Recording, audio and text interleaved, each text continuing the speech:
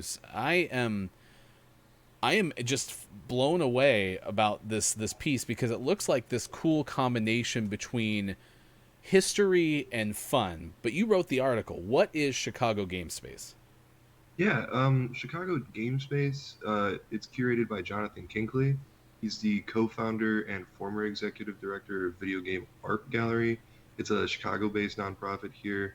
They basically do a lot of different events surrounding in different like video game arts and media. I think some of the interactive events they've had recently were, I want to say one was like a VR event. I don't exactly remember the title of the event itself, but I think Kinkley left around May, and then he decided to go on his own venture with this private space. So it's basically a private curated collection that he made himself. Right now, there's only two exhibits, but they include the cyberpunk artwork exhibit that he has, which is with Cook and Becker.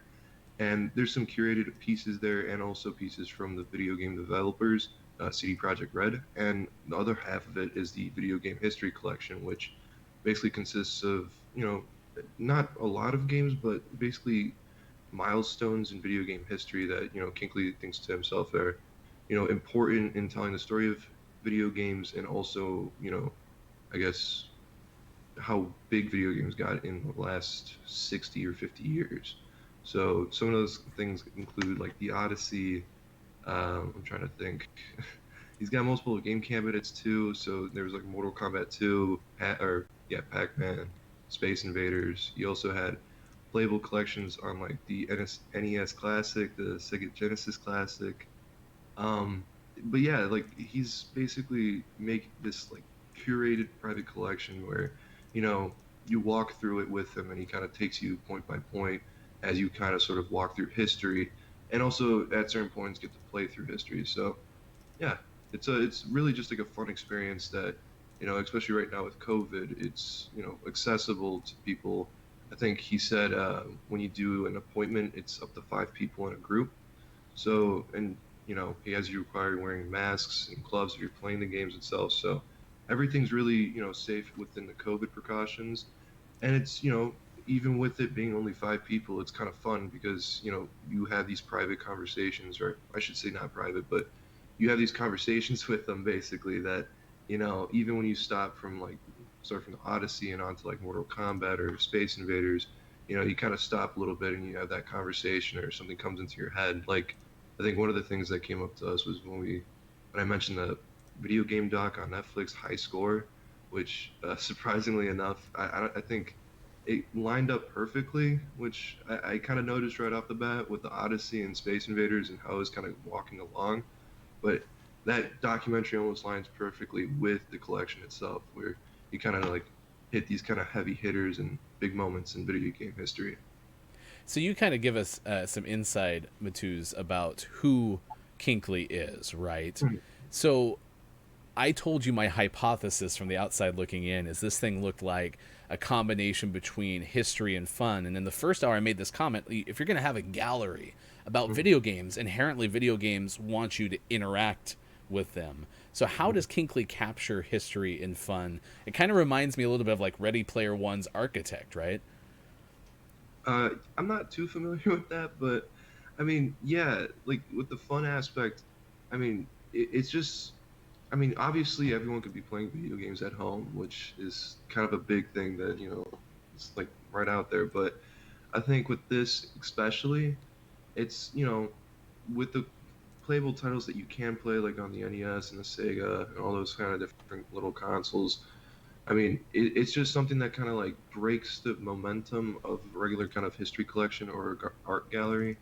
I mean, I think one of the things that Kinkley kind of perfectly said to me, or he said in our interview, was that video games encapsulate a bunch of different mediums into one. So you're not really missing out when you're playing or when you're looking at something, because I personally feel like when you're playing a video game, you're being exposed to multiple different aspects of it. So when you're either stopping and playing Oregon Trail, or Super Mario Bros. Or Sonic on the Sega, I mean, these kind of like little tiny moments where you get to stop, play, and then kind of like move along, and then even compare them. Like when you go from Oregon Trail or Space Invaders, and then you start playing something off the Sega, or even on the PlayStation One, you know, something that I'm more familiar with versus something that I was never exposed to as a kid. I kind of get that idea of like, oh, like you kind of get that difference in feel and then also see like how it's kind of evolved. Either, despite the fact that they're not made by the same people, but you can see that evolution and even play through it. Mateusz Janik joining us on Gaming Morning Show talking about this piece written for the Columbia College Chicago Chronicle. Columbia Chronicle is, I believe, the correct term. You can reach him via Twitter, and we'll post that. In fact, I think we just did in the chat. If you have any information that you want to pass along, student reporter, because I look like class of 21, correct? So, Yeah. what are some of your goals and aspirations? Is writing about the video game industry something you want to do long term? Well, I mean, I definitely think it's something that I would want to do, but I mean, as with a lot of things right now, especially during the pandemic, I'm just trying to look for a job after I graduate or something, something stable.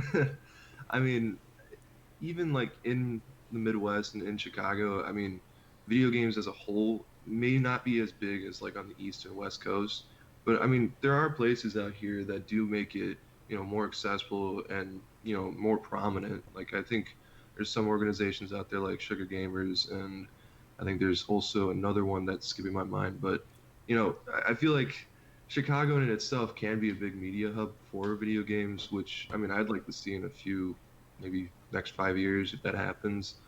But yeah, I mean, right now, just finding a job and then hopefully later down the line, I could find myself maybe aligning with a news outlet that, provides that kind of source of entertainment or, excuse me, source of news.